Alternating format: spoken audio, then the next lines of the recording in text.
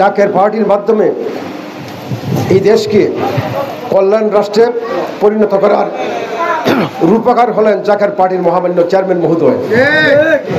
তিনি দীর্ঘ ৩৫টি বছর এই আদর্শ কল্যাণমূলক রাষ্ট্র গঠন করবার জন্য আপ্রাণ চেষ্টা করে যাচ্ছেন।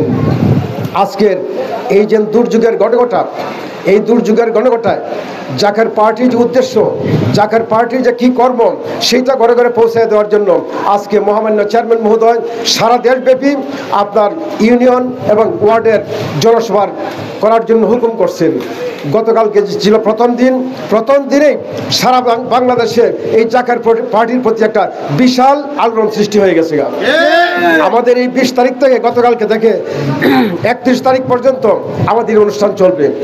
মহান মালিক দয়া করলে আমাদের এই যে একটা কর্মসূচি, একটা রহমত, একটা বরকত, অবশ্যই আমরা এই কর্মসূচিতে আমরা কামিয়াবি হতে পারবো। যাই হোক, আমরা আজকের এই যে রূপকার বাংলাদেশ, আদর্শ বাংলাদেশ গঠন করার মহামান্য চেয়ারম্যান মহোদয়, তিনি একজন আদর্শবান নেতা। আধ্যাত্মিকতার চরম শিখরে তিনি আরোহণ করেছেন। ওনার সমকক্ষ বর্তমান জামানায় আধ্যাত্মিকতার প্ল্যাটফর্মে কেউ নাই। উনি মানবতা প্রেমিক, মানুষের কল্যাণের জন্য আপ্রাণ চেষ্টা করতেছেন। এই রাজনীতির মাধ্যমে এই দেশের মানুষের আপনার মৌলিক চাহিদাগুলো পূরণ করবার জন্য আপ্রাণ চেষ্টা করতেছেন এবং চেষ্টা করে যাবেন। আমাদেরকে সেই হুকুম দিয়েছেন প্রত্যেকটা ইউনিয়নের যায় মানুষের কাছে সেই জাকের পার্টির যে আপনার সুবাস, গোলাপ ফুলের যে সুবাস, এই এলাকা প্রত্যেক এলাকায় পৌঁছে দেওয়ার জন্য হুকুম করছেন।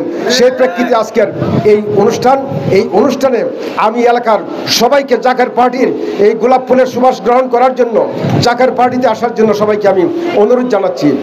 আর ত্রয়োদশ